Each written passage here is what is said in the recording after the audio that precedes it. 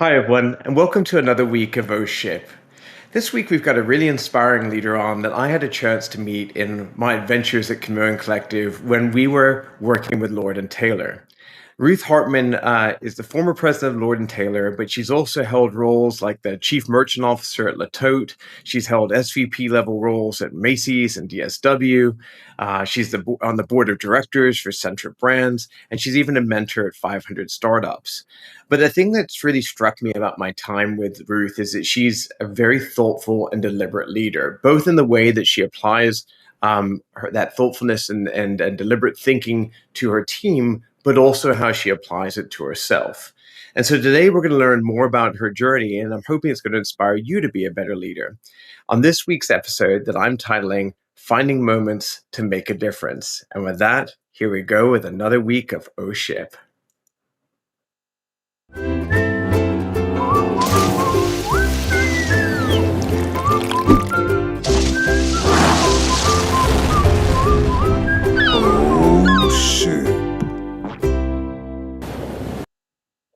Ruth, welcome to O Ship. How are you? Hi, Freddie. Good morning. Great to see you. Yeah, great to see you too. I'm gonna start today with a slightly I don't think I've ever told you this, but I'm gonna tell you when you say great to see you, I'm gonna tell you about the first time I saw you. And I remember going to Lord and Taylor, and we wanted to win your business. And you were the big, one of the big bosses there, and you came in and I thought, damn, that is one stylish individual. I can't remember what you were. I had like an Anna Wintour vibe to me that day. You were looking rather cool. So I thought Well, what a today, great way to start my day. Wow. yeah, good, no, exactly. I was like, all right. I was like, I'm like, I'm gonna have to dress better next time I come here because these people are very fashion centric. Gotta Well, you up are my wearing a up my collared shirt game. today. Yes. So I thought, on a fun note, before we jump into, the some of the business things we're going to talk about, you've been a merchant for helping different brands pick fashion for, many years now. If there is any fashion trend you could bring back, what would it be? Oh my goodness. Wow. Wow, wow, Putting you on wow. the spot. Yeah. Any fashion trend that I would bring back? Um, I think I would bring back high-waisted flare pants, which I can't pull that off, but maybe you can. I can, but I also think that there's just so much you can do with it. And from a less of a fashion perspective, but more from a business perspective, whenever you do a major like transition and change in that, it necessitates a new top and new shoes and new jewelry, and it just like the whole business explodes. I love that. You're like, just to be clear, I like this idea because it's great at making money. See that that's Yeah, the yeah, exactly, merchant in exactly. you coming to life. I It's a love it. good marketing, good like jumping off point. Yeah, yeah. And when I have to ask one more fashion related question, in all the years you've been doing this, what's the one fashion thing you've seen come up that you're like, God, I wish that didn't happen. Oh my goodness. Worst style trend you've ever seen. Worst style trend I've ever seen. Oh my goodness, Freddie, you did put me on the spot. Um, I guess I would say like super crop tops. Even though it looks great on, well, it would look great with like high waisted, big bell bottom pants. Um, just so it's hard to wear and it's hard to pull off and it's hard to figure out how to tell the customer how to wear it. Yeah, super. Also, look, I don't plan on pulling off anytime soon. Okay, well, moving past, No, moving past the, you can miss those two trends. I can miss those too. Thank you. Moving past the kind of evolution of style for a minute here. I'd love to talk about your evolution as a professional. You've had some incredible roles that I noted earlier. And bluntly, you've navigated through some pretty challenged industries. So, again, we were at Lord and Taylor together when the COVID kind of kneecapped that entire industry. So I've kind of experienced some of those oh shit moments with you, firsthand. But I'd love to just have you introduce yourself to our audience and talk a little bit about your professional journey. Sure. Well, I won't go back to the bio that you so eloquently stated earlier. I think one Be of the your hype things man. You can call me anytime.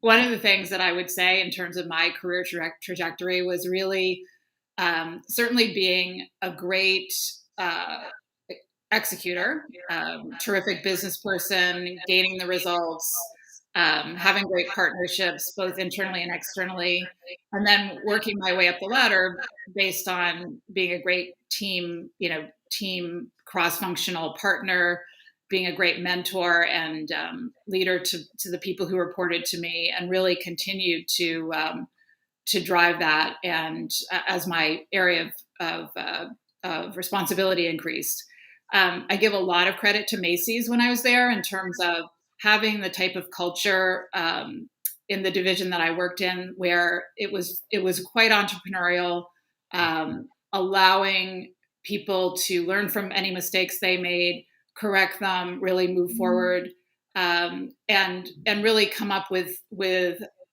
new ideas that could really drive the business and not just kind of anniversary what we did last year. So I really think that I give a lot of team and the people I worked with in terms of helping me become the great leader that I am. Certainly, as my area of responsibility increased, and what I always say to people as I think about bringing them through and like pulling them up the ladder is, you can't just be a super X. I was a great buyer. I got promoted. I didn't want to be a super buyer and like buy for just a bigger responsibility. So you really need to learn how to start to pull back, lead versus manage. Still, and I love the quote of inspect what you expect, because I think it's really super important. But how do you really give people that free rein and understand how far they can go on their own before you either need to pull them back or help them, or give them advice to really help them move forward in their career, and obviously to gain the business result. I actually haven't heard that expression. Inspect what you expect. Is I just repeat it In, correctly? inspect Can you what you can, expect. can you break that down for me? Sure. Uh, So it's actually, and I was thinking about this earlier this morning. It's actually something that I learned a little bit the hard way as I became, further and further up the ladder. So if I expect that somebody is, I don't know, whatever the initiative is, going to go after crop tops as a big trend category, right? Huge increase, lots of investment behind it, lots of marketing, etc. And I expect that that's what they're doing, and the plan is to grow it, I don't know, 250%. And I'm not inspecting, not like holding the reins and really tight control, but inspecting what my expectation is, and it doesn't work. That to me is a fault on me, right? yeah, fair Not enough. not the fact that they didn't do it, but that I didn't inspect enough what my expectation was. And one of the things that I learned as I went through is, I do feel like I try to lead and I try to set the stage and throw the ball, if you will, into the court of the people who are actually going to execute. But one thing that I really learned is, I can't just expect that they're going to that lead and run with it. It's always those little touch points that you can just keep checking through the way. And that's one of the things that I feel like I've really been helpful for people who are working on their own leadership. How do you not micromanage, but how do you not also just let them go? And it's always those little things like below the surface that you think, not really sure they got that. Let's go back and Yeah. ask that question without saying, hey, are you following this direction? So it's really like inspecting in whatever way that might be, and to whatever degree or level I feel is representative of the situation. But when you think about your own kind of leadership style within the spectrum, that where do you kind of fit in on that? Would you say you tend to stand back and just set these kind of guidelines for people and then have them do their own thing, or where do you kind of, or are you kind of knee deep in there with your staff as a leader? Well, I hope I'm knee deep in that. I'm there as a partner, I hope I'm not knee deep in terms of controlling and like, keeping Yeah, everything going. micromanaging. Yeah, yeah. Yeah, yeah. And if anybody's watching this or will watch this who's worked for me, it's probably changed, hopefully, and I think it did from the time that I was at Macy's to the time that I was president of Lord and Taylor, because again, as both from an experiential level and as scope has risen, it's really important to rise, I think, from a leadership perspective, on that trajectory. What do you think caused that evolution in you between those two roles that you kind of that caused you to shift it? Is it just a self recognition that was a need, or something else? I think it was both a need and a desire, honestly. I think the need was, how much time is there in a day? Am I getting paid to actually run this business when I have 20 people reporting to me who are supposed to be doing that? Or am I getting paid to do something um, much bigger and much more holistic? I think it was a desire on my part to hone my leadership skills and um, really be that leader and be that driver of the culture, the strategy, the mission, the vision, and allow people who worked for me and with me to rise to that level as well. And I actually Um, I've given good advice, honestly, to people who I've said where I felt like they have micromanaged too much, saying, do you really want to be paying all of these people to do this when you're actually doing their job for them? And it's not just about the salary and the expense. It's the, how do we make sure that we're both getting the most out of, that they're getting the most out of their position and their career development as well. I'd like to. I want to jump back a little bit. I want to help our audience, and I am interested in what helped kind of shape a lot of these great insights and learnings you have as a leader. And like I said, I witnessed you as a leader firsthand. It's one of the reasons I like you and wanted to be your friend, let alone have you as a guest on their ship. Um, but let's kind of go back to the journey a little bit. So I'm going to start with the positives. Um, and I think I would argue maybe all experience is a positive, but we can Mm-hmm. debate that later. Great. When you think about your career, there, what was your favorite kind of some of the favorite moments or favorite moment from your career? Do you consider kind of for whatever reason? Sure. Mm, I will go back to Macy's when I was when I won't go through my whole tenure there, but I was tapped to launch the Inc. International Concepts brand, which has become, and I take very little credit for the success that it's become, but I take credit for actually launching it and having been successful enough that they kept going with it. I worked with someone who had been my boss at Henry Bendel in New York.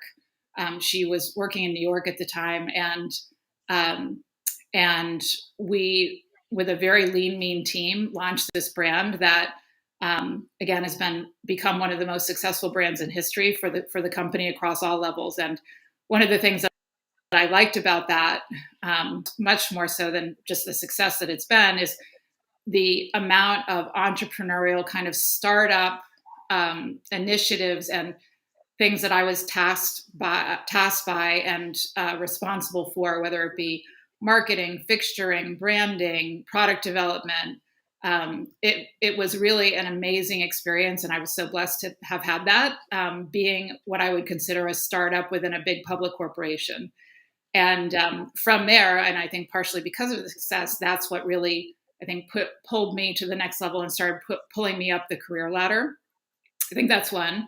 Another one would be making the decision to leave Macy's and go to DSW. And part of that was really feeling like, okay, I can stay at Macy's forevermore, uh, if we both decided. But really, am I successful at Macy's or am I successful because I know Macy's? Am I successful because I'm homegrown?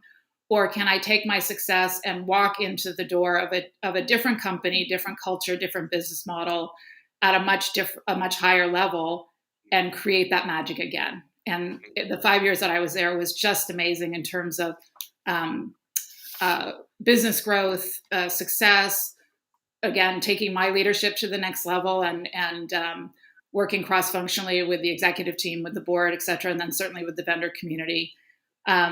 and then the last two, deciding to completely pivot.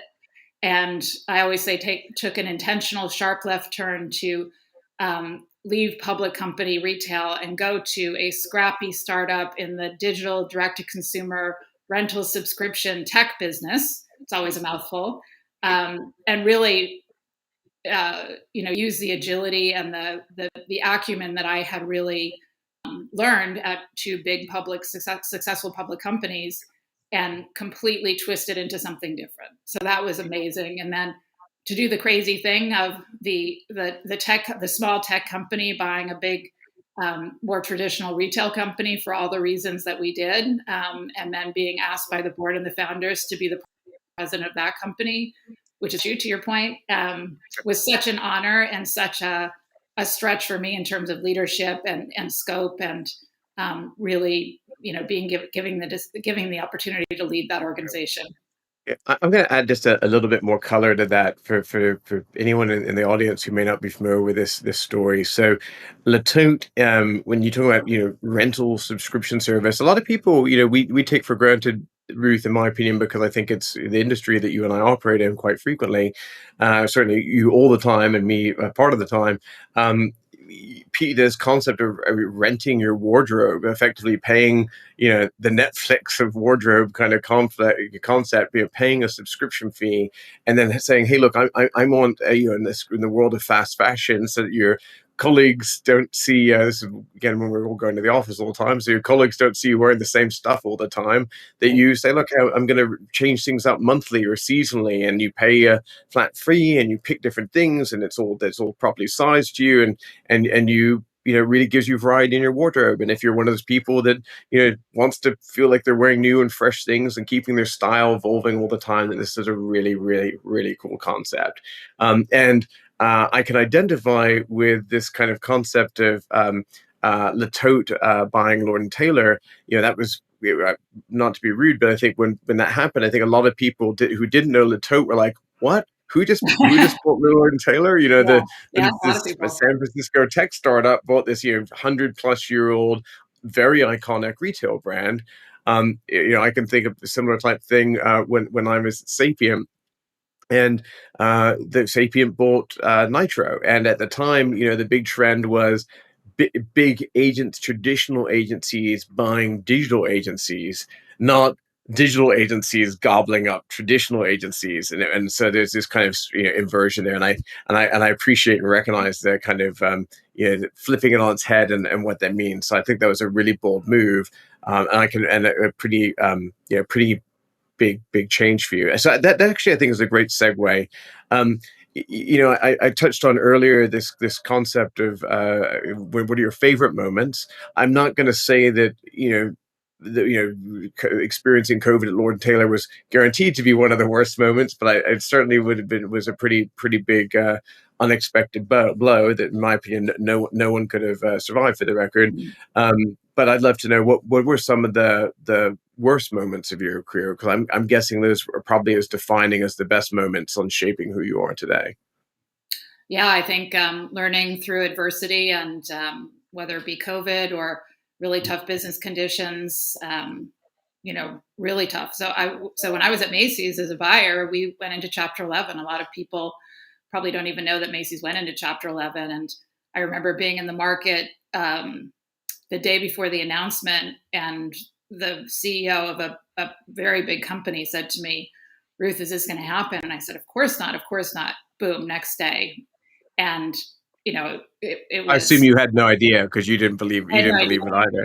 I Yeah. mean, I was not at the I actually level. didn't know that happened, so that was actually news to me. Yeah. Yeah. So, that was, and obviously they've survived it and have gone on and done amazing things, but it was more, and it wasn't that I should have been privy to the information. It was just like, it was really, oh shit, wow, I went back on my word, and we survived it and moved forward. So that was somewhat at the beginning. And just to bring up the more immediate, as you can imagine, when I got the call to say, hey, we're going to need to go into restructuring, and we can't, there's no cash flow scenario that's going to bring us out of this with 80% of our revenue gone in one day, with no no end in sight in terms of having closed the stores. And for me to have had to candidly fire 200 people, 200 plus people on a Zoom call effective that day. I hope I Gosh. never have to do that again. Mm-hmm. And I will say that the only thing that made me feel like I was saving face, that I had to fire myself as well. So that was really tough. And I was given the opportunity not to be the face of that announcement. And I said, absolutely not. There's no one else who should do it but me. And candidly, the amount of goodwill and messaging I got after that from the Lord and Taylor folks and the Tote folks was just so amazing, just so fulfilling. Yeah, it's I feel like, sometimes with certain leaders, you see out there that they're willing to uh, be the head when all the good things are happening, but they're not willing to be there when the bad things happen. And I've had situations where I've had to let go of, sometimes 5 people, sometimes 100 plus people, and I think you have to go out there and do it yourself. I think it's just a strong. It's about, I think, shows strength of character, and anyone who thinks that that's easy, or easy for the people doing the firing. And I want to be super clear. Definitely worse for people losing their jobs, but no one with a soul or any form of a heart, I think, enjoys doing that, and it's really painful. And I get so nervous when I have to do that kind of stuff. My hands shake, and I've had to fire hundreds of people over my career over the last number of decades. It's not fun. And so, taking some of the highs that we just talked through, and now some of the lows, you know, how have you, and how have you, I guess, how do you deal with that kind of stuff? I mean, whether it's I guess the combined experiences you've had over the last number of years, what's your approach to dealing with this, whether it's personal things or even professional things? I think a lot of it comes back to the amount of effort and um, authentic and trustworthy leadership of um, who you are as a person, as a woman, as an executive, as a leader, as a mentor, as a partner, as a team member. I think for me, it really is leading with an authenticity and transparency that people feel like they can share their opinion, ask questions, have a dissenting voice, and feel like they will be heard, um, both from a diversity of thought, a diversity of opinion, and um, there's for very good reason a lot of discussion around diversity and inclusion right now, and hopefully forever more. But I think a lot of that is, I've always thought, okay, if you only have people who are like you on your team or your coworkers or anyone you're dealing with, great, maybe everybody's going to get along well, but are you going to get the best result? No, because everybody's like rowing the same boat and going forward. I mean, you want people to go forward in the same path, but if you don't have these little obstacles or these challenges or dissenting differences of opinion along the way, are you really getting the best result? Probably not, right? So I think for me, one of the things that I like to think about in terms of my powers is being a great leader that brings forward trust, collaboration, really the fact that the team wins versus the individuals. And again, going back to like my wide leg, uh, high waisted pant, it's not because I just personally love that, but it brings everything together to like Yeah. take up all of these businesses. So certainly results oriented, but really at the same time, really understand what makes people tick. Somebody said to me, I think we should make high-waisted pants the North Star of this episode. Like everything should be a callback to high-waisted pants somehow. I'll see if I can give one more connection to it later. with the crop top, it would be great Yeah, on with your the ship, crop. right? Maybe you should wear that as you do your captaining of your own Yeah, ship. perfect.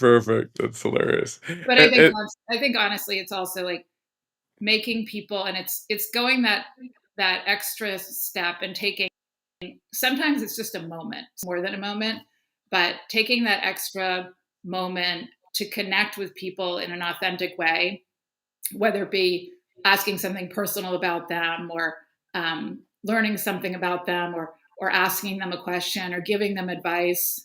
Someone said to me fairly recently, you Ruth, you were able to give me feedback that I could actually hear. And I said, well, why do you think that is? He said, because you would listen to what I was saying. And if you felt like there was an opportunity to improve or change something or give me some advice, I wanted to learn from you, but you said it in a way that I could actually hear you. And that to me was one of the biggest compliments I've ever gotten.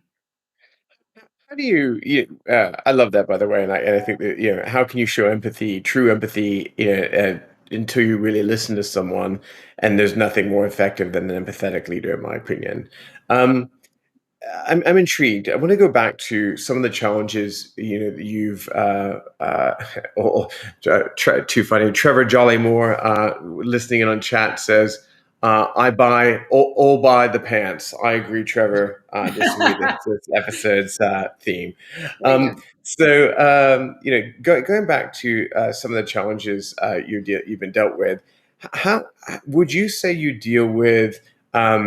How do you deal with the difference of, let's call it, affairs of the heart, so emotional stress, versus, like, let's call business stress? Do you deal with them equally, or does one affect you more than another? I would say I'm pretty equal. Like I think people talk about their quotient of EQ, IQ. Yeah, Um, business results, teams win, strategic thinking. Like I think of that as the thrill or the triangle that, for me, I don't think I would have gotten to the level that I have been with one of those being too out of whack. So interesting. from a stress standpoint, I think certainly the EQ side is, well, I I honestly, I think it's a balance. If Good business is lucky. going great and everybody's like moving forward and happy and the culture is terrific and the results are there, fantastic. If they're not, there's a tremendous amount of stress, especially, as you rise up the ladder, and your scope of responsibility can really make or break the company. I was asked at Macy's to run $1 billion plus business before I was 40. And that was, to me, like it was a lot of weight, but I don't think I would have been asked that had I not been able to show great results, terrific people skills, etc. So I don't know if that's answering your question, but I think it's really a I combination. think it's in a similar space. I was going to say that, for me, and not to project myself onto you, I find that rational things like dealing with the business and reaching performance goals and so on have very little impact on me, in terms of, like, how, no matter how heavy the weight feels, like my I can kind of handle the burden.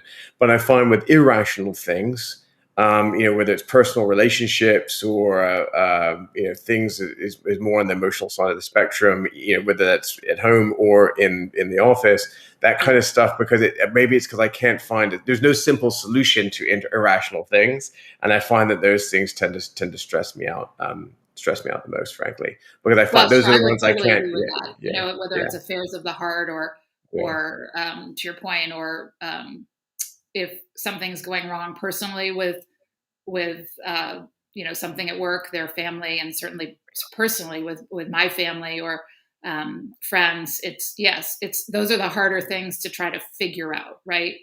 Yeah, Like maybe that's what it is. It's because the they're emotional rational. There's no easy issue. solutions. Yeah, Yeah, I mean, yeah, emotions are not black and white. Business yeah, hopefully is black and white, and sometimes yeah. there's not an easy solution, but um, Yeah, certainly my inner people. robot can handle the other stuff. It's like, well, Right. we're just going to turn everything up to 11, and we'll just deal with that. But when there's no simple path, I think I struggle with that personally. Yeah, I mean, Um, people are not black and white. yeah, exactly right.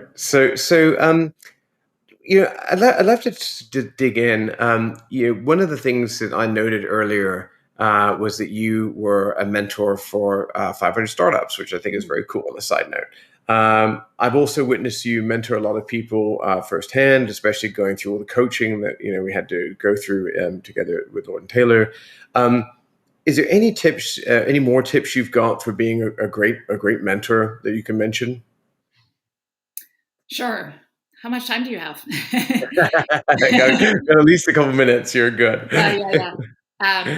I think a lot of it is beyond the inspect what you expect, is really listening, really listening, and really listening and really thinking about what people are asking it.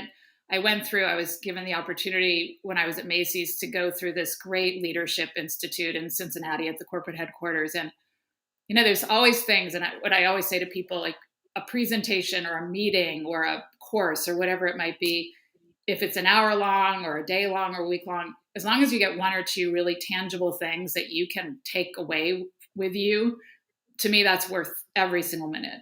So one of Mhm. the things at this leadership institute, that some external coach came in and they were talking about above the waterline and below the waterline. So a lot of it was business and a lot of it was time management around, as you are continue to go up the ladder. There's only so much time in the day, but how do you make sure that you're keeping enough, whether it be mental time or time on your calendar, to think about those things that are below the waterline, right? The things that are going to make the difference longer term, long range planning, things like that. So, from a mentorship perspective, I always think, what are people saying and what are they thinking? Like what's below maybe what the surface of what they're Mhm. saying, or their problems as a mentor, that they're coming and saying, how do you help me solve this, or how do I learn from you? And really trying to pull that through. So it's very much um, making them think a little bit more holistically and bigger picture, and as well as helping them, getting through the tangibles of, this is my business problem or whatever it might be. Mhm. I think it's also really thinking a lot about. I think I had talked to you the other day about this Wall Street Journal article that just came out saying, I have it right here actually, escaping the efficiency trap and finding some peace of mind.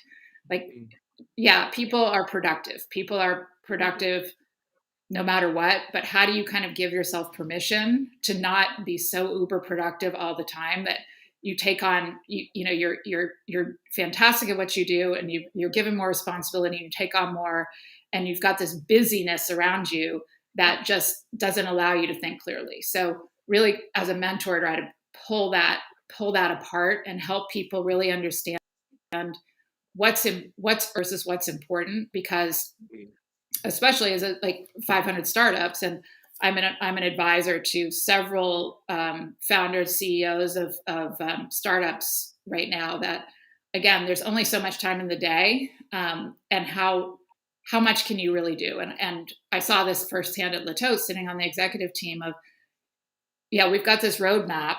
We've got 24 hours in a day, 7 days in a week, and there's a lot more on there. So how do you really prioritize, knowing that everything is an opportunity? Um, and that's what I help do, I think, as a mentor, to really help I'm them kind kind of of pull interested. Are out. you able to do you practice what you preach? Are you able to apply this to your own life? Do you feel like? Oh, 100%. No Yeah. problem. Easy. Yeah. Kidding. Kidding. Were you? Kidding. All jokes aside, were you? Do you feel like you were always this way, or was there something in your evolution that kind of helped you to get to this place personally? Yeah, great question. I think, having been a working mom from the entire time my kids were young all the way through, I always say to people, and one of the things that has given me great pleasure and inspiration, is helping other working moms. And to your point of, do I always do this? It's 100%, which is so not true. Um, Full candor, but people would say to me, especially younger women who were thinking about having a family, wanted to have a really meaningful career, and, well, Ruth, how do you do it? I don't think I can do this because you make it look so easy. Well, it's not easy. um, but I think I always say to people, friends now who have, my kids are grown, but say to people, I think having been a mom made me a better executive, and being an executive made me a better mom. I like that. Okay, now I'm intrigued. So now I got to probe. best thing that Okay. you learned from being a mom that you applied to work life, and then I want to know the best thing you learned from work life that you applied to being a mom. Oh, okay. Okay. Um, I gotta know. You intrigued me. I think patience. Well, both Yeah, sides, both on both sides. yeah, I yeah. think patience, listening, um, uh, hopefully Hold on, looking. hold on. I have to ask on that one before we dig in deeper. Who is a bigger baby most of the time, the rest of the executive team or 6-year-old children? Oh, no comment on that. No comment. I take the fifth. Sorry. Okay, please continue. um, so I think listening, patience, understanding what's below that waterline, helping people.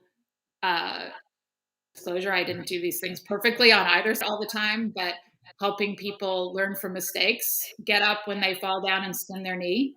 um, Again, that could be certainly as a mom, but also I've had many executives and people who work for me and cross-functional partners come in and cry in my office and say, "This didn't work. What's going on? How help me? What can I do?" And just to be that really good sounding board and hopefully good business partner. I think one of the things that candidly helped me through my career and as I moved from company to company and got promoted was the the the concept that I could be trusted cross-functional partner. And you work in a big company and even in a small company, there's people talk about silos and, oh my goodness, don't trust that. Don't trust HR. They don't have your back. Don't trust marketing. They're going to do it. It's like, what do you mean? Like, aren't we all in this together? And of course, I don't want anybody to think that I'm like, I Pollyanna. Of course, there's better people and there's worse people and there's people you can trust and people you can't trust. But again, how do you deal with all of those? That's good advice. Is being a mom harder or being an exec harder? Being a mom. Yeah, it's complex. Maybe it's because it involves more of those unpredictable things we talked about earlier. It's more You that know, gray, that emotional side. yeah, yeah. As how old are your kids now? Out of interest. 20 and 25. That's awesome. So Yeah. they're embarking on their own professional journeys now. That, They are. Yeah. My older son is he's been working for a great company for the last 2 years, and I'm really happy that I can help guide him or you and I had a great conversation the other day of how do you hold yourself, Ruth, to the same standard that you have to other people versus giving yourself this standard that is literally like off the camera, right? Like too yeah. high and too tough. And one of the things that I think that I've been able to say to him recently is, I'm trying to help you learn from my life experiences and the things that I didn't maybe do so well. Not that you shouldn't make the same mistakes, but just so that I can help maybe give you some clarity or give you a perspective. And that's a lot on the personal side too, things that I think I didn't do so well there and how to help him see that through my eyes. Again, not that I'm trying to like control his life at all, but how can I help him to that next level? And then my little I guy, the baby, who's going into his sophomore year in college, he's in a great spot and learning to be independent. And it's a very different thing, the first child versus the second child. Yeah, I bet. Yeah, it's so I'm gonna, I was going to ask you, kind of any final advice for, as we kind of near the end of the show, any final advice for kind of young people starting their career. But I'm gonna flip this on its head for a second. I think that the retail world is going through, as you know well, some very intense transformation right now. A lot of people are having to rethink their career advice, whether you are 25 or 55. People are probably rethinking how they approach, this whole industry right now. And so sometimes I'd say to people, what advice would you give to them to enter into, you know, your industry career path, or your, whether maybe not so specific to merchant, but let's go retail. Sure. But actually, I would say to you, how are you thinking about people that are reinventing themselves in this kind of new world that we're in right now? What would you tell people to kind of think about for career guidance at this point. And I have a sneaky suspicion you're trying to figure this out right now alongside everyone else as well. But I'd love to get your latest take on it. Oh yeah, that's great. Yes, I am. I'm thinking about my next career move, and I'm pretty busy with board work and consulting. But Yeah. thinking about what is the type of company I'm looking for if I take on another operating role, and I think a lot of it has to do with authenticity and mission and differentiation. And to me, it's less about big or small company, the category of company, really more that combination of what is that stickiness from a brand perspective and voice and differentiation that is going to stand out in addition to and I've said to a lot of search firms, of course that's what I'm looking for from a culture and where I think I can really help from a leadership perspective and driving results. And this is what I'm saying to myself, but also to the audience and what I would say to anyone looking for a job, starting out or making a change. And part of it is really the super importance around technology and infrastructure and supply chain and all of the operational pieces, which are changing every second of the day. They're expensive and they are complex. But I think if you I've seen it where you have a great vision and a great mission and you don't have that, and it doesn't work. I've seen this where you have an amazing operation and infrastructure, but you don't have the vision. So I think it's really the combination. And I guess one thing I would leave you with is I was asked, a friend of mine is a professor at NYU in this amazing program called the Gallatin School. And I was asked to sit on a panel probably about 5 years ago at this point, and all the students, so I was at Tote at that time, and tech, startup, et cetera. And all of the students came to me afterwards, a magnet, and said, I want to start working for a startup when I graduate. Like, why would you have ever worked for a big company? And I was like, I don't think it's startup or big company. What's the culture? Yeah. What's the business model? What's the plan that gives you the ability to succeed? And in a culture where people really care about your growth and your learning, it's not about one or the other. I love that, and I think such an interesting place to kind of wrap up this week's episode, because as a kind of I consider myself kind of an entrepreneur's entrepreneur, and I've done my fair share of startups, and I love being thrown into those kind of environments. But it is a big decision that people need to make when they think about their careers, and I do think it's so interesting that some of the younger generations are very focused on this kind of idea of jumping into startups where they think it's about getting rich and getting stock, or they think it's about maybe rapid career advancement. Isn't always clear. But those kind of things, I think, as you get further and further in your career, become less about the driving factors, and it's more about being in places where you're respected and you respect others, where you have an opportunity to make meaningful impacts that make you feel good and make you feel like you're making a difference. Which is Absolutely. really, the big spirit of today's episode. So, Ruth, I just want to thank you again for, coming to join us today. It was always great to see you. Fun that great that you were volunteered to be on camera and on audio, since we're now both a web series and a podcast over the last week. I want to thank everyone that's tuned in and watched. Thank you for participating in the audience. Thank you for watching or listening, whether you are watching us on YouTube, Facebook, LinkedIn, Periscope, any of the different platforms we're on, or if you're listening on any one of the numerous podcast platforms that we're now available on. And so, if you enjoy the show and you want us to keep producing this kind of content, the best thing you can do to support us is give us a like, comment, share, follow us, subscribe. This is something we do because we're passionate about it. We want to keep bringing this great content to you every single week, and that's the best way you can show your appreciation and your support for OSHIP.